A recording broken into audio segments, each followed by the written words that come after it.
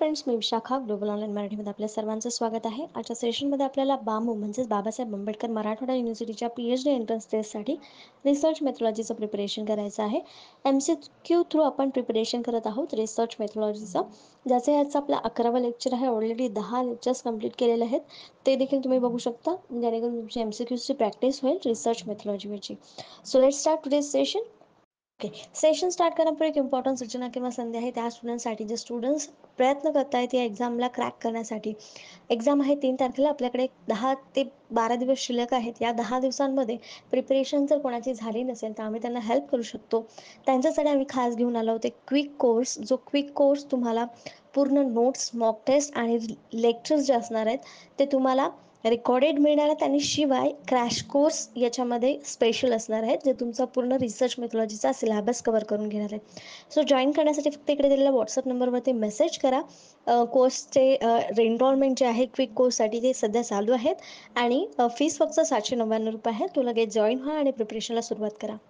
तर आजच्या लेक्चरमध्ये आपण types of research, exploratory, descriptive, analytical, exploratory, experimental, evaluation and impact assessment, interdisciplinary, multidisciplinary, transdisciplinary, basic research, applied research, हे जे रिसर्चचे types आहेत त्याच्यावरती आपण क्वेश्चन्स बघणार आहोत. आजच्या लेक्चरमध्ये आपण याच्यावर बघणार आहोत, आणि उद्याच्याही लेक्चरमध्ये आपण हेच टॉपिकवरती क्वेश्चन्स MCQs बघणार आहोत. बघूयाचा पहिला प्रश्न. Participants are observe in controlled setting. सहभागी नियंत्रित सेटिंगमध्ये निरीक्षित केला जातो. म्हणजे पार्टिसिपंट्स जे आहेत, आपण रिसर्चमध्ये जे पार्टिसिपंट्स घेणार आहोत त्यांच्यावरती निरीक्षण ठेवायचं आहे, त्यांचं ऑब्झर्वेशन करायचं आहे. पण कसं? एका कंट्रोल सेटिंगमध्ये, एका नियंत्रित स्थितीमध्ये त्यांचं ऑब्झर्वेशन करायचं आहे. तर ही मेथड कुठल्या रिसर्चमध्ये वापरली जाते, किंवा ही जी मेथड आहे ती कुठल्या रिसर्चचं वैशिष्ट्य आहे किंवा रिसर्च मेथड आहे? ऑप्शन्स आहेत. नॅचरलिस्टिक ऑब्झर्वेशन, निसर्गविषयक निरीक्षणाची पद्धत आहे. लॅबोरेटरी ऑब्झर्वेशन मेथड, प्रयोगशाळा निरीक्षणाची पद्धत आहे. सर्वे मेथड म्हणजे सर्वेक्षण पद्धती, आणि एक्सपेरिमेंटल मेथड म्हणजे प्रायोगिक पद्धत. तर याच्यामध्ये नॉर्मली आपण ऑब्झर्वेशन करतोय कंट्रोल सेटिंगमध्ये, आणि control setting is a characteristics of experimental method. Experimental मेथडमध्येच कंट्रोल सेटिंगमध्ये ऑब्झर्वेशन आपण करत असतो. मग याचं करेक्ट आन्सर आपलं काय असणार आहे? दी एक्सपेरिमेंटल मेथड, प्रायोगिक पद्धत. म्हणजे एक्सपेरिमेंटल रिसर्चमध्ये कंट्रोल सेटिंगमध्ये पार्टिसिपंट्स हे ऑब्झर्व केले जातात. म्हणजे करेक्ट ऑप्शन आपला डी आहे. Controlled observation is a research method where researchers watch participants in a content environment such as a laboratory.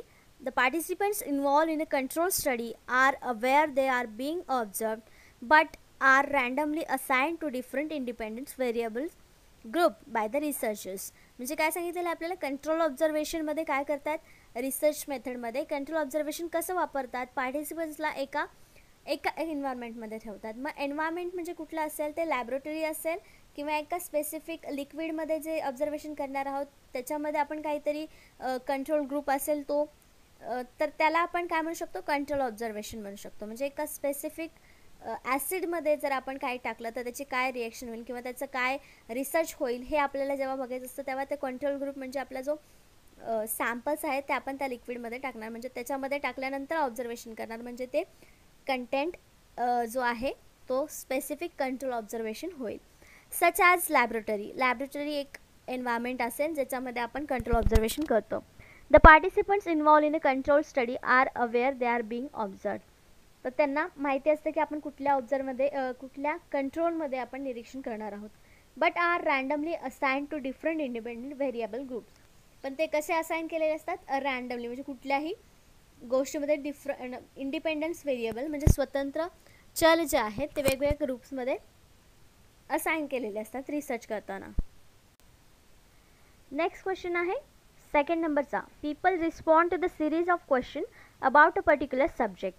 लोक एखाद्या विशिष्ट विषयावरील प्रश्नांच्या मालिकांना प्रतिसाद देतात. It's about the particular subject and response of the people. Two things are there. म्हणजे people respond आणि पर्टिक्युलर सब्जेक्ट असे दोन गोष्टी याच्यामध्ये आहेत. मग ह्या दोन गोष्टी कुठल्या रिसर्चमध्ये आपल्याला दिसतात? तर ऑप्शन्स आहेत. नॅचरलिस्टिक ऑब्झर्वेशन मेथड म्हणजेच निसर्गविषयक निरीक्षणाची पद्धत, लॅबोरेटरी ऑब्झर्वेशन मेथड म्हणजे प्रयोगशाळा निरीक्षणाची पद्धत, सर्वे मेथड सर्वेक्षण पद्धती, आणि एक्सपेरिमेंटल मेथड म्हणजे प्रायोगिक पद्धत. तर आपल्या ऑप्शन्सपैकी करेक्ट आन्सर आहे सी, सर्वे मेथड, सर्वेक्षण पद्धती. कारण सर्वेमध्येच आपण एका विषयावरती रिसर्च करणार असतो, म्हणून त्या विषयाशी अनुसरून आपण क्वेश्चन्स देत असतो आणि त्या क्वेश्चनचे आन्सर मिळवतो, म्हणजेच पीपलकडून आपण त्याच्यावरती रिस्पॉन्स मिळवतो. ही रिसर्चची मेथड आहे, म्हणून आपल्या या क्वेश्चनचा आन्सर सी आलेला आहे, सर्वे मेथड, सर्वेक्षण पद्धती. Survey research is defined as the collection of information from a sample of individual through their responses to the question. Survey रिसर्चमध्ये काय केलेलं असतं किंवा सर्वे रिसर्चला काय म्हणतो आपण? द कलेक्शन ऑफ इन्फॉर्मेशन म्हणजे माहितीचं संकलन, पण कशामधून? Samples of individuals to their response of to questions. नमुन्यांकडून जे वैयक्तिक नमुने जे आपण निवडलेले आहेत किंवा जो ग्रुप आपण निवडलेला आहे आपल्या सॅम्पल्स म्हणून, त्यांच्याकडून आपले क्वेश्चन्स विचारलेले आहेत, त्याचा रिस्पॉन्स किंवा त्याला दिलेला रिस्पॉन्स म्हणजे आपण collection information of survey research असं म्हणू शकतो. This type of research allows for the variety of methods to recruit participants. याच्यामध्ये वेगवेगळ्या प्रकारे आपण व्हरायटी पाहिजे असते की मेथड्सची व्हरायटी पाहिजे असते पार्टिसिपंट्ससाठी, म्हणजे जे आपण सहभागी करून घेतलेले आहेत सॅम्पल्स म्हणून त्यांच्यामध्ये व्हरायटी पाहिजे असते. म्हणजे आपल्या रिसर्चमध्ये आपल्याला नेमकं काय हवं आहे किंवा नेमकी इन्फॉर्मेशन कशी पाहिजे ती त्यांच्याकडून रिस्पॉन्समधून मिळेल. Collect data and utilize various method of instrument. Data गोळा केल्यानंतर त्याच्यामध्ये वेगवेगळे इन्स्ट्रुमेंट वापरून आपल्याला ती इन्फॉर्मेशन यूज करायची असते. नेक्स्ट क्वेश्चन आहे 3rd नंबरचा. Qualitative research is all about data and numbers. गुणात्मक संशोधन हे सर्व डेटा आणि संख्यांबद्दल आहे. तर प्रश्न जेव्हा वाचतो तेव्हा आपल्याला काहीतरी गडबड असेल क्वेश्चनमध्ये असं वाटतं, पण आपल्याला खाली ऑप्शन दिलेले आहेत त्याच्यावरून प्रश्न आपल्याला कळायला पाहिजे. ऑप्शन्स आहेत ट्रू आणि फॉल्स, म्हणजे जे स्टेटमेंट दिलेलं आहे ते खरं आहे की खोटं आहे आपल्याला इथे सांगायचं आहे. Qualitative research is all about data and numbers is correct answer आहे फॉल्स. का? तर क्वालिटेटिव्ह रिसर्चमध्ये आपण लोकांचा अभ्यास करतो, पण त्यांच्या बिलीफचा, त्यांच्या फिलिंग्सचा, त्यांच्या ओपिनियनचा, या सर्वचा अभ्यास आपण क्वालिटेटिव्ह रिसर्चमध्ये करतो. आणि क्वांटिटिव्हमध्ये डेटा अँड नंबर्सचा अभ्यास करतो. यामध्ये सुद्धा डेटा आणि नंबर्सचा वापर येतो, पण किती % लोकांना असं फील होतं आहे किंवा असं वाटतं आहे याला आपण क्वालिटेटिव्ह रिसर्चचा विषय म्हणू शकतो. पण किती % लोक याच्यावर जगत आहेत किंवा पर्सेंट काढणं किंवा ती नंबर त्याच्यामध्ये घेणं, तो डेटा आपण घेणं म्हणजे क्वालिटेटिव्हचा विषय नाही आहे, क्वालिटेटिव्ह रिसर्चचा तो विषय नाही आहे. म्हणून तर आपलं करेक्ट आन्सर जे आलं ते आलेलं आहे फॉल्स. जे स्टेटमेंट दिलेलं आहे ते चुकीचं आहे, हे स्टेटमेंट खरं नाही. Qualitative research is the process of collecting, analyzing and interpreting non-numerical data. Specific लाईनमध्ये, स्पेसिफिक स्टेटमेंटमध्ये आपल्याला सांगितलं की क्वालिटेटिव्ह रिसर्च हा प्रोसेस आहे कशाची? माहिती गोळा करणं, त्याचं विश्लेषण करणं किंवा नॉन न्यूमेरिकल डेटाचं इंटरप्रिटेशन करणं. म्हणजेच क्वालिटेटिव्ह हा न्यूमेरिकलचा फील्ड नाही किंवा त्याचा विषय नाही. Such as language, qualitative research can be used to understand how individuals subjectively perceives and give meaning to their social reality. म्हणजे सामाजिक रियालिटी आहे त्याच्याशी तो व्यक्ती कसा निगडीत आहे किंवा तो वैयक्तिक त्याचं जे काय वागणं आहे किंवा फिलिंग्स आहेत, बोलणं आहे, तो जो विषय आहे तो आहे क्वालिटेटिव्ह रिसर्चचा. म्हणजे सामाजिक प्राणी आहे, मनुष्य हा सामाजिक प्राणी आपल्याला माहिती आहे, त्याच्याशी निगडीत जे काही रिसर्च निर्माण होतील ते क्वालिटेटिव्ह रिसर्चमध्ये येतील, पण नॉन न्यूमेरिकल डेटा असलेला आहे. तर खाली आपल्याला काही 2 क्वांटिटेटिव्ह आणि क्वालिटेटिव्हमध्ये फरक करता येतील किंवा त्यांचे मीनिंग आपल्याला सांगता येतील. कन्सेप्च्युअलमध्ये दोन्हीमध्ये काय फरक आहे? क्वालिटेटिव्हमध्ये काय म्हणतात? Concern with understanding human behaviour from the informants perspective. म्हणजे जो आपण माहिती घेणार आहेत त्याच्या दृष्टिकोनातून किंवा कन्सर्नमधून काय ह्युमन बिहेवियर आहे किंवा माणसाची वागणूक कशी आहे त्याची समजून घेणं हे क्वालिटेटिव्हचा विषय आहे. Concern with discovering facts about social phenomena, म्हणजे समाजाशी निगडीत काहीतरी गोष्टींची सत्य काय आहे हे काढणं क्वांटिटेटिव्हचा विषय आहे. नंतर assume a dynamic and negotiated reality, assume a fixed and measurable reality. क्वांटिटेटिव्हमध्ये ठरलेली आणि मोजता येण्यासारखी रियालिटी असते आणि क्वालिटेटिव्हमध्ये तशी नसते. मेथोडॉलॉजिकलमध्ये काय फरक येईल? तर data are collected through participant observation and interviews. क्वालिटेटिव्हमधल्या रिसर्चमध्ये आपण डेटा जो आहे तो निरीक्षणातून किंवा इंटरव्ह्यूमधून कलेक्ट करतो. Data are analysis by them themes from the description of the informants. जे इन्फॉर्मेशन देणारे आहेत त्यांनी जे वर्णन केलेलं आहे त्याच्यावरून आपण विश्लेषण करतो. Data reported in language of the format, म्हणजे एका स्पेसिफिक लँग्वेजमध्ये, भाषेमध्ये हा लिहिला जातो. इन्फॉर्मेशन रिपोर्ट करत असतो आपण, जी आपल्याला मिळालेली माहिती आहे ते इन्फॉर्मेशनमध्ये आपण कन्वर्ट करताना एका लँग्वेजमध्ये ठराविक हे करत असतो. तर ते क्वालिटेटिव्हची वैशिष्ट्य आहेत, मेथडॉलॉजी आहे. ते क्वांटिटेटिव्हमध्ये काय यूज करू शकतो? Data are collected through measuring things. ह्याच्यामध्ये डेटा जो आहे तो मोजण्यासारख्या गोष्टींमधून जमा केला जातो. Data are analysis through numerical comparisons and statistical inference. Data are analysis through numerical comparison and statistical inference, म्हणजे जे काय माहिती आपल्याला नंबर्स मिळाले त्याच्यावरून आपण विश्लेषण करतो. आणि स्टॅटिस्टिकल इन्फरन्स वापरतो, म्हणजे तिथे मोजमाप करण्यासाठी किंवा सूत्र वापरून आपल्याला जे आन्सर यायला पाहिजे ते आपण त्याच्यामध्ये क्वांटिटेटिव्हमध्ये करत असतो. Data are reported through statistical analysis, म्हणजेच ते आपण जे बघितलेलं आहे स्टॅटिस्टिकल लँग्वेजमध्ये, ॲनालिसिसमध्ये, विश्लेषणामध्येच त्याचं रिपोर्ट केलं जातं. जसं इकडे इन्फॉर्मेशन एका स्पेसिफिक लँग्वेजमध्ये केले जातं, तसं इकडे स्टॅटिस्टिकल ॲनालिसिसमध्येच त्याचं रिपोर्ट केलं जातं. असेच काही फरक दोन्हीमध्ये आपण सांगू शकतो, क्वालिटेटिव्ह अँड क्वांटिटेटिव्हमध्ये. नेक्स्ट क्वेश्चन आहे 4th नंबरचा.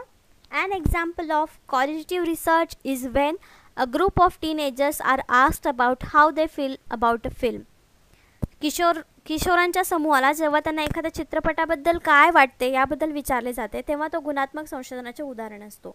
हे त्यांनी स्टेटमेंट दिले. लास्ट क्वेश्चनसारखे हे एक स्टेटमेंट आहे आणि ते स्टेटमेंट कसं आहे ते आपल्याला बघायचं आहे. तर इथे ऑप्शन्स आहेत ट्रू अँड फॉल्स. मग क्वालिटेटिव्ह रिसर्चचा विषय आहे, मग कुठे नंबरचा विषय येते का? टीनेजर्स म्हणजे नंबर आहेत का? नाही. मग asked about how they feel about the film, म्हणजेच त्यांना एक डिस्क्रिप्शन विचारलेलं आहे की त्या एखाद्या चित्रपटाबद्दल त्यांना काय वाटतं किंवा त्यांचं ओपिनियन मागितलेलं आहे, म्हणजे हा आपला क्वालिटेटिव्ह रिसर्चचा विषय आहे. मग an example of qualitative research, आणि जो आपला उदाहरण दिलेलं आहे ते क्वालिटेटिव्ह रिसर्चचंच आहे. मग आपलं हे आन्सर किंवा हे स्टेटमेंट कसं असणार आहे? ट्रू. मग आपलं करेक्ट आन्सर देखील इथे काय येणार आहे? Option A, true. हे जे दिलेलं स्टेटमेंट आहे ते खरे आहे. Qualitative research design varies depending upon the method used. Participant observation, in-depth interviews, face-to-face or the telephone, and the focus groups are all examples of methodologies which may be considered during the qualitative research design. Qualitative research डिझाईनचं एक वैशिष्ट्य आपल्याला याच्यातून मिळतं, जे आहे की मेथडवरती depend असतं की कुठली रिसर्च आहे, क्वालिटेटिव्ह रिसर्चचा विषय आहे की क्वालिटेटिव्ह रिसर्चचा डिझाईनचा विषय आहे की नाही. मग पार्टिसिपंटचं ऑब्झर्वेशन म्हणजे जे आपण सॅम्पल्स निवडलेले आहेत किंवा जे आपण रिसर्चमध्ये पार्टिसिपंट्स म्हणून घेणार आहोत त्यांचं निरीक्षण किंवा इंटरव्ह्यू घेणं, फेस टू फेस असो किंवा टेलिफोनिक, हे इंटरव्ह्यू घेणं म्हणजे आपलं क्वालिटेटिव्ह रिसर्चचंच एक वैशिष्ट्य आहे. डेटा कलेक्शनची मेथड जेव्हा आपण ही वापरतो तेव्हा ते त्याचं वैशिष्ट्य असतं. मग त्याच्यामध्ये एक्झाम्पल्स असतात की फोकस ग्रुप जे असतात ते एक्झाम्पल आहेत, मेथडॉलॉजीचं कुठलं यूज करणार आहे ते, आणि क्वालिटेटिव्ह रिसर्च डिझाईनचं. तर क्वालिटेटिव्ह रिसर्च आपल्याला समजला आहे, होपफुली हा समजला असेल क्वालिटेटिव्ह रिसर्च. नेक्स्ट टाइम जेव्हा त्याचा एखादा एक्झाम्पल येईल तेव्हा आपल्याला तो रिसर्च डिफरन्शिएट करता आला पाहिजे की तो क्वालिटेटिव्ह आहे की क्वांटिटेटिव्ह. 5th नंबरचा क्वेश्चन आहे. Mister S has 120 students total. Mister S wants to know how students feels about their interest in the class so far. Which research method would you most effective investigate the question. Shri S हे एकूण 120 विद्यार्थी आहेत. आतापर्यंतच्या वर्गात असलेल्या विद्यार्थ्यांमधील रस याबद्दल विद्यार्थ्यांना कसे वाटते याबद्दल श्री एस कोणती संशोधन पद्धत सर्वात प्रभावीपणे या प्रश्नाची तपासणी करेल. तर इथे एक आपल्याला सिच्युएशन दिलेली आहे की 120 विद्यार्थी एका वर्गामध्ये आहेत आणि त्या वर्गात असणाऱ्या विद्यार्थ्यांना जो आपण विषय शिकवतो आहेत त्याच्यामध्ये किती स्टुडंट्सला रस आहे किंवा ते विषय किती आवडीने शिकत आहेत याबद्दल फीडबॅक पाहिजे मिस्टर एसला, श्री एस यांना. तर तो कोणता रिसर्च असेल? तर ऑफकोर्स याच्यामध्ये काही क्वेश्चन्स विचारतील, श्री एस काहीतरी क्वेश्चन विचारतील आणि त्यावरती स्टुडंट्स आपल्याला रिस्पॉन्स करणार आहेत, फीडबॅक देणार आहेत. मग हा कुठला रिसर्च असणार आहे आपला? ऑप्शन्स आहेत नॅचरलिस्टिक ऑब्झर्वेशन, नैसर्गिक निरीक्षण, सर्वेक्षण, एक्सपेरिमेंटल, प्रायोगिक अभ्यास, केस स्टडी. केस स्टडी तर नसणार आहे, एक विद्यार्थी नाही आहे किंवा एक उदाहरण आपण घेतलेलं नाही आहे. नॅचरलिस्टिक ऑब्झर्वेशनही नसणार आहे. एक्सपेरिमेंट म्हणजे इथे एक्सपेरिमेंट नाही करत आपण, एक फीडबॅक घेतो. म्हणजेच क्वेश्चन विचारतोय त्याच्यावरती रिस्पॉन्स आपण रेकॉर्ड करतोय. मग हा आपला करेक्ट आन्सर असणार आहे बी, सर्वे. सर्वेक्षण मेथड इथे आपण यूज करणार आहोत. श्री एस हे सर्वे मेथड इथे यूज करणार आहेत. The three most common type of sample survey are mail survey, telephonic survey and personal interview survey.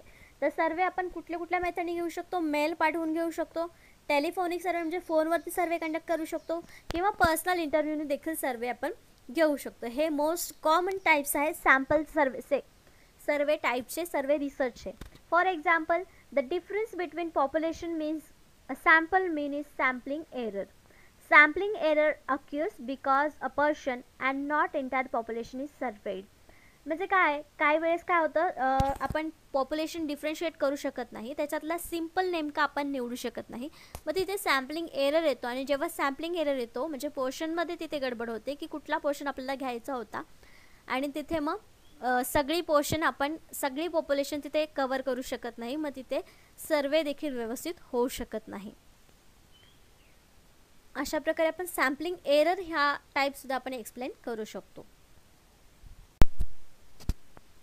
Next question आहे 6 नंबरचा. What are examples of quantitative data. परिमाणात्मक डेटाची उदाहरणे कोणती आहेत? जसं क्वालिटेटिव्ह रिसर्च बघितला होता, क्वालिटेटिव्ह डेटा बघितला होता, आता बघतोय क्वांटिटेटिव्ह डेटा. परिमाणात्मक डेटाची उदाहरणं कोणती आहेत? नक्कीच याच्यामध्ये अपोजिट असणार आहे क्वालिटेटिव्ह रिसर्चच्या, म्हणजे याच्यामध्ये नंबर्स असणार आहेत. तर ऑप्शन्सपैकी आपल्याला ज्याच्यामध्ये नंबर्स दिसणार आहेत तो आपलं एक्झाम्पल असणार आहे क्वांटिटेटिव्ह डेटाचं. ऑप्शन्स आहेत smell, touch, taste, hearing and sight. गंध, स्पर्श, चव, श्रवण आणि दृष्टी. याच्यामध्ये क्वांटिटेटिव्हचा काय विषय येतोय का, नंबरचा विषय येतोय का? नाही, मग आपलं हे ऑप्शन करेक्ट इथे नसणार आहे. टेस्टेड अँड मेजर्ड, चाचणी केली आहे आणि मोजली आहे. चाचणी करणं याच्यामध्ये काही क्वेश्चन्स क्वांटिटेटिव्हचा किंवा मोजमापाचं काही उदाहरण येत आहे का? नाही. मेजर्डमध्ये नंबर्स येत नाही आहे, मग हा सुद्धा ऑप्शन आपला चुकीचा आहे. नेक्स्ट आहे survey data trackers from such as sales, profit, loss reports. चाचणी केली जाते किंवा मोजली जाते सर्वेक्षण डेटा ट्रॅकर्स फॉर्ममधून, ज्याच्यामध्ये विक्री आहे, नफा, तोटा, अहवाल आहे. विक्री, नफा, तोटा तिन्हीचा.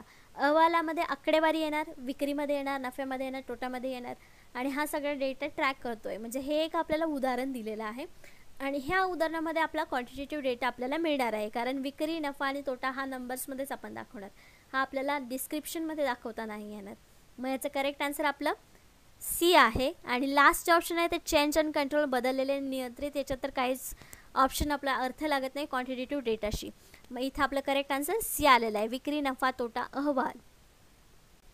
Quantitative research is a process of collecting and analysing numerical data. क्वालिटेटिव्हच्या अपोजिट क्वांटिटेटिव्ह रिसर्चमध्ये ही एक प्रोसेस आहे डेटा गोळा करण्याची, विश्लेषण करण्याचे, न्यूमेरिकल डेटा म्हणजे सांख्यिकीय माहितीची. It can be use to find patterns and averages. याच्यामध्ये आपण पॅटर्न्स आणि ॲव्हरेजेस दोन्ही सर्च करत असतो. मेक प्रिडिक्शन्स, पुढचे जे काही प्रिडिक्शन आहेत ते देखील आपण याच्यावरून नंबर्सवरून करू शकतो. जसं की लोकसंख्येचं सर्वेक्षण करतो, जनगणना ज्याला आपण म्हणतो ते करतो, त्याच्यावरून लोकसंख्या कशी आहे, त्याच्यानंतर किती लोकांना रोजगार मिळालेला आहे, हे आपण प्रिडिक्शन्स करू शकतो. Test casual relationship and generalize result to wider population. काही गोष्टींमध्ये टेस्ट करून आपण पॉप्युलेशनला जनरलाइज रिझल्ट देऊ शकतो क्वांटिटेटिव्ह रिसर्चने, किंवा त्याच्यावरती जो न्यूमेरिकल डेटा आपल्याकडे मिळालेला आहे, प्राप्त झालेला आहे त्याच्यावरून. नेक्स्ट क्वेश्चन आहे 7th नंबरचा. What are the 2 main variables in experiment. प्रयोगातील 2 मुख्य व्हेरिएबल्स काय आहेत? आपल्याला माहिती आहे एक्सपेरिमेंट करतो त्याच्यामध्ये आपण व्हेरिएबल्स बघितलेले आहेत. कंट्रोल ऑब्झर्वेशन असतं, कंट्रोल व्हेरिएबल्स असतात एक्सपेरिमेंटल रिसर्चमध्ये. ते व्हेरिएबल्स कोणते असतात ते आपल्याला सांगायचं आहे, कंपल्सरी असतात. ऑप्शन्स आहेत independent and dependent, quantitative and qualitative, descriptive and observations, predictive आणि प्राइसिंग. स्वतंत्र, अवलंबित, परिमाणात्मक आणि गुणात्मक, वर्णनात्मक आणि निरीक्षणे, लूट आणि किंमत. त्याच्यामध्ये करेक्ट आन्सर आहे ते आहे डिपेंडंट अँड इंडिपेंडंट, म्हणजे स्वतंत्र आणि अवलंबित चल. चलांचे 2 मुख्य प्रकार आहेत, व्हेरिएबल्स 2 मुख्य आहेत जे आहेत इंडिपेंडंट अँड डिपेंडंट, स्वतंत्र आणि अवलंबित. बाकीचे जे 2 आहेत क्वालिटेटिव्ह अँड क्वांटिटेटिव्ह, हे आपले प्रकार आहेत रिसर्चचे. डिस्क्रिप्टिव्ह ऑब्झर्वेशन हे निरीक्षणाचे किंवा आपला डेटा सांगण्याचे, इन्फॉर्मेशन सांगण्याच्या पद्धती आहेत. म्हणून आपलं करेक्ट आन्सर इथे जे आहे ते ए आहे. एक्सपेरिमेंटल रिसर्च आणि व्हेरिएबल्सचा संबंध आला तर तिथे दोन व्हेरिएबल्स येतात, डिपेंडंट आणि इंडिपेंडंट. हे दोन आपल्याला लक्षात ठेवायचं आहे. तर इथे डिपेंडंट व्हेरिएबल आणि इंडिपेंडंट व्हेरिएबल दोन्ही सांगितलेलं आहे. इंडिपेंडंट व्हेरिएबल हा इन्फ्लुएन्स करतो डिपेंडंट व्हेरिएबलला. का? इंडिपेंडंट व्हेरिएबलला कोणी इन्फ्लुएन्स करू शकत नाही, कारण तो स्वतंत्र आहे. पण डिपेंडंट व्हेरिएबल आहे की दुसऱ्या व्हेरिएबल तो अवलंबून आहे, तेव्हा इंडिपेंडंट व्हेरिएबल डिपेंडंट व्हेरिएबलला इन्फ्लुएन्स करू शकतो. त्याच्यानंतर इंडिपेंडंट व्हेरिएबल्सचे काय वैशिष्ट्य सांगू शकतो आपण? मॅनिप्युलेट करू शकतात, कॉजेस सांगू शकतात, इन्फ्लुएन्स करू शकतात. आणि डिपेंडंट व्हेरिएबल चेंजेस होतात, रिझल्ट्स बघतात आणि रिसीव इफेक्टसुद्धा मिळतो आपल्याला डिपेंडंट व्हेरिएबलमध्ये. का? तर इंडिपेंडंट व्हेरिएबल त्याला इन्फ्लुएन्स करू शकतात डिपेंडंट व्हेरिएबल्सला. नेक्स्ट क्वेश्चन आहे 8 नंबरचा. Which one of the following is not purpose of historical research? पुढीलपैकी कोणता ऐतिहासिक संशोधनाचा हेतू नाही? हिस्टॉरिकल रिसर्च म्हणजे काय? जे पास्टमधल्या आपल्या घटना घडलेल्या आहेत त्यातून आपल्याला काही नवीन माहिती मिळवायची असेल तर तेव्हा आपण हिस्टॉरिकल रिसर्च करत असतो. तर यापैकी कुठला हेतू नाही आहे ते आपल्याला सांगायचं. ऑप्शन्स आहेत. प्रश्न आपण पुन्हा एकदा नीट वाचायचा आहे. Which one of the following is not the purpose of historical research? हेतू नाही असं विचारलेलं आहे. कधी कधी आपण हेतू कुठला आहे हे सांगायला जातो, पण आपल्याला इथे नाही असं विचारलेलं आहे. मग ऑप्शन्स आहेत. टू रिकन्स्ट्रक्ट द पास्ट, भूतकाळाची पुनर्रचना करणे. To understand significance of events, घटनांचे महत्त्व समजून घेणे. To find answer to the question about the future, भविष्याविषयी प्रश्नांची उत्तरे शोधणे. डी आहे to study cause and effect of relationship, अभ्यास, कारण आणि परिणाम संबंध अभ्यास इथे करण्यासाठी. तर हिस्टॉरिकल रिसर्चमध्ये आपण पास्टचा भूतकाळाची रचना पुनर्रचना करण्यासाठी किंवा त्यातून आपण काहीतरी शिकून पुढे ती गोष्ट होऊ नये यासाठी रिकन्स्ट्रक्ट करतो पास्ट, म्हणजे आपलं हे पण हेतू आहे. To understand the significance of events, घटनांचं महत्त्व समजून घेणे पण गरजेचं आहे, कारण त्यातूनच आपण पुढे काहीतरी करू शकतो किंवा नवीन माहिती आपण त्याच्यातूनच मिळवू शकतो, म्हणून आपलं हे पण ऑप्शन हेतू बरोबर आहे. तिसरा, त्याच्यापेक्षा डी जे ऑप्शन आहे ते पण आपल्याला बरोबर आहे की कारण आणि परिणाम, जी घटना घडली त्याचं कारण काय आहे, त्याचे परिणाम काय झाले होते याचा अभ्यास करणं देखील आपल्याला गरजेचं असतं, म्हणून डी ऑप्शन देखील बरोबर आहे. मग इथं ऑप्शन जे सी आहे ते चुकीचं आहे. भविष्याविषयी प्रश्नांची उत्तर आपल्याला इतिहासामध्ये कशी मिळतील? मग इथं करेक्ट आन्सर जे आहे ते आहे सी. म्हणून हे जो हेतू आहे तो ऐतिहासिक संशोधनाचा नाही इथे असं आपण म्हणू शकतो. मग करेक्ट ऑप्शन आपलं सी आलेलं आहे. Historical research is a qualitative technique. Historical research studies the meaning of past events in an attempt to interpret the fact and explain the cause of events and their effect in the present event. म्हणजे historical research काय आहे? हे क्वालिटेटिव्हचा विषय आहे. Qualitative research जसं आपण म्हटलं ते क्वालिटेटिव्ह टेक्निक तिथं वापरली जाते हिस्टॉरिकल रिसर्च करताना. आणि ते कशासाठी वापरलं जातं की पास्ट गोष्टी ज्या घडून गेलेल्या आहेत त्यांचा अभ्यास करण्यासाठी, त्यामधून काहीतरी सत्य घटना आपण एक्सप्लेन करण्यासाठी किंवा जे इव्हेंट्स घडलेले आहेत त्याची कारणं काय होती आणि त्याची इफेक्ट प्रेझेंटमध्ये काय पडत आहेत किंवा अशा गोष्टी पुढच्या भविष्यामध्ये आपल्याला टाळता येतील का, यासाठी आपण हिस्टॉरिकल रिसर्च करत असतो. The purpose of historical research is to gain clear understanding of the impact of the past on the present and future events related to the life process. It involves detail analysis of what has been written or done is use to describe, explain, interpret this events. म्हणजे हे events कसे use करणार आहोत आपण, त्यातून काहीतरी understanding, समज आपण घेणार आहोत आणि त्याचा वापर पुढच्या भविष्यामध्ये किंवा प्रेझेंटमध्ये कसा करता येईल हे करू शकतो. जसं की आपल्याला माहिती आहे हिस्टॉरिकल रिसर्चमध्ये एखादी घटना घडली होती, सुनामी किंवा पूर जे आले होते, ही हिस्टॉरिकल घटना झाली किंवा हिस्टॉरिकल इव्हेंट झाला किंवा पास्टमध्ये घडलेला इव्हेंट झाला, त्याच्यावरून आपण काहीतरी समज घेऊन फ्युचरमध्ये आपण त्याच्यावरती काहीतरी प्लॅनिंग करणार आहोत की अशा प्रकारच्या नुकसान किंवा अशा प्रकारच्या पुराने लोकांचं काही नुकसान होऊ नये यासाठी काहीतरी आपण उपाययोजना तिथे ऑलरेडी करून ठेवतो.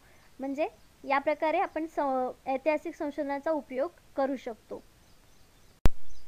नेक्स्ट क्वेश्चन आहे 9 नंबरचा. Which research is carried out in the series of cycles one improving upon the previous? मागील चक्रात सुधारणा होणाऱ्या चक्राच्या मालिकेत संशोधन केले जातं. म्हणजे एक चक्र आहे ज्याच्यामध्ये आपण एक रिसर्च केला आणि त्यातून काहीतरी घेऊन आपण पुढे जेव्हा चालतो तेव्हा त्याच्यामध्येच काहीतरी बदल करून सुधारणा करतो. ही जी मालिका आहे म्हणजे ही जी प्रोसेस आहे ती कोणत्या रिसर्चमध्ये दिसून येते? ऑप्शन्स आहेत. थेरोटिकल रिसर्च, सैद्धांतिक संशोधन, ॲक्शन रिसर्च, कृती संशोधन, हिस्टॉरिकल रिसर्च, ऐतिहासिक संशोधन, नन ऑफ द अबोव, वरीलपैकी काहीही नाही. तर ही जी ॲक्शन आहे ती वैशिष्ट्य आहे आपल्या ॲक्शन रिसर्चचं, कृती संशोधनाचं. कृतीमध्येच आपण आपली जी मागची चूक आहे ती सुधारून आपण पुढे करतो आणि तो एक रिसर्च निर्माण होतो किंवा माहिती निर्माण होते. जसं की आपण सांगू शकतो, शाळेमध्ये जे स्टुडंट्स असतात त्यांच्याकडून एखादी वही किंवा विषयामध्ये चूक होते, मॅथ्समध्ये एखाद्या चूक होते असं आपण पकडूया, उदाहरण पकडूया की एखादी गणित आहे आणि त्याच्यामध्ये चूक झाली. तर जेव्हा सर आपल्याला फळ्यावरती सॉल्व्ह करून दाखवतात तेव्हा आपल्या रिसर्चमध्ये सुधारणा होऊन स्टेप्समध्ये चेंजेस करून आपण ते मॅथ्स परत एकदा सॉल्व्ह करतो. म्हणजे हा इथे ॲक्शन रिसर्च झाला की आपण लगेच काहीतरी रिसर्च लागला, माहिती मिळाली आणि आपण तो इम्प्लिमेंट केला लगेच आणि आपली कृती सुधारली. हे जी चक्राची मालिका आहे, प्रोसेस आहे, ती ॲक्शन रिसर्चमध्ये आपल्याला दिसते. म्हणून तर आपलं करेक्ट आन्सर जे आहे ते आहे बी, ॲक्शन रिसर्च, कृती संशोधन. Action research as a knowledge creation arising the context of practice requiring the researchers to work with the practitioner to the effect change to this generation of knowledge. म्हणजे याच्यामध्ये काय आहे, आपण प्रॅक्टिस करत करतच जर प्रॅक्टिस जो करणार आहे त्याच्यामध्येच प्रॅक्टिस करत करतच तो नवीन नॉलेज निर्माण करत असतो किंवा नवीन नॉलेज त्याच्यामधून पुढे येत असतं. ह्याला आपण ॲक्शन रिसर्च म्हणू शकतो किंवा ही एक ॲक्शन रिसर्चची प्रोसेस आहे असं आपण म्हणू शकतो. नेक्स्ट क्वेश्चन आहे 10 नंबरचा. Which research is conducted jointly by the researchers and the practitioner. संशोधक आणि व्यावसायिक यांनी एकत्रित कोणते संशोधन केले आहे किंवा कोणते संशोधन केलं जातं, यांनी दोघांनी मिळून केलेलं संशोधन कुठलं संशोधन असू शकतं. तर लास्ट क्वेश्चनमध्ये आपण बघितलं की प्रॅक्टिशनर स्वतः जेव्हा प्रॅक्टिस करत करत नवीन नॉलेज येतं तेव्हा तो ॲक्शन रिसर्च असतो. मग इथं स्वतः रिसर्चर्स पण आहे आणि प्रॅक्टिशनर पण आहे. मग कुठला रिसर्च असणार आहे इथे? Action research, fundamental research, diagnostics research आणि सोशल रिसर्च. तर फंडामेंटल म्हणजे मूलभूत, जसं की न्यूटनचा लॉ आपण नेहमी फंडामेंटल रिसर्चचं उदाहरण म्हणून घेतो कारण तो आपल्याला सोपा आहे समजायला. बेसिक लॉ म्हणजे फंडामेंटल रिसर्च. डायग्नोसिसमध्ये निदान संशोधन असतं. पण इथे आपल्याला विचारलं आहे रिसर्चर्स आणि प्रॅक्टिशनर दोघंही मिळून संशोधन करत आहेत, म्हणजेच तिथं प्रॅक्टिस करत करतच रिसर्च होणार आहे. म्हणजे तो कुठला रिसर्च असणार आहे आपला? ॲक्शन रिसर्च असणार आहे, कृती संशोधन. मग आपल्या ह्याचं करेक्ट आन्सर काय असणार आहे? ए, ॲक्शन रिसर्च, कृती संशोधन. 2 प्रश्न सलग ॲक्शन रिसर्च आले, 2 प्रश्न वेगवेगळे आहेत, कन्फ्यूज करणार आहेत, पण दोन्हीचं उत्तर ॲक्शन रिसर्च आहे कारण दोन्हीमध्ये प्रॅक्टिशनर आणि रिसर्च यांच्या अकॉर्डिंगली जे रिसर्च झाले त्यांना आपण ॲक्शन रिसर्च असं म्हणतो. The basic steps in action research. जो ॲक्शन रिसर्च आहे त्याच्यामधल्या बेसिक स्टेपवरून आपल्याला लक्षात येईल की तो रिसर्च कसा कंडक्ट केला जातो. फर्स्ट आहे identify the topic or the issue to study. म्हणजे कुठला विषय आहे, आपली समस्या कुठली आहे, ज्याच्यावर आपलं संशोधन चालू आहे ते आपलं निवडणं किंवा आपल्याला क्लॅरिफाय होणं. Collect data relate to the chosen topic or issue. जो आपण विषय निवडलेला आहे त्याच्याशी आपण जो डेटा गोळा केलेला आहे त्याच्याशी संबंधित तर्क लावायचा आहे. Analyse and interpret the data collected. जो डेटा आपण कलेक्ट केलेला आहे त्याचं विश्लेषण करायचं आहे, इंटरप्रेट करायचं आहे. आणि मग 4 काय आहे? Carry out the action planning. म्हणजे जो आपल्याला रिझल्ट येईल तो आपला ॲक्शन रिसर्च रेडी असेल किंवा ॲक्शन प्लॅन असेल की त्याच्यावरती लागू करायचा आहे. Which represent the application of action research result. म्हणजे जो रिझल्ट असेल तो आपला ॲप्लिकेशन असणार आहे, तो स्कीम किंवा जी काय आपल्याला त्याच्यावरती रिझल्ट मिळेल तो आपला ॲक्शन रिसर्चचा फायनल रिझल्ट असणार आहे. तर अशा प्रकारे याचे 10 क्वेश्चन्स, 10 कन्सेप्ट आपल्या इथे संपलेला आहे. नेक्स्ट लेक्चरमध्ये आपण याच टॉपिकवरती MCQs बघणार आहोत कारण सगळे रिसर्चचे टाईप्स आपले कवर झालेले नाही आहेत. नेक्स्ट लेक्चरमध्ये 10 पुढचे किंवा वेगवेगळे टॉपिक आणि कन्सेप्ट, फंडामेंटल रिसर्चचे टाईप्स आपण नेक्स्ट क्वेश्चन्समध्ये MCQsमध्ये घेणार आहोत. आजच्या सेशनसाठी धन्यवाद.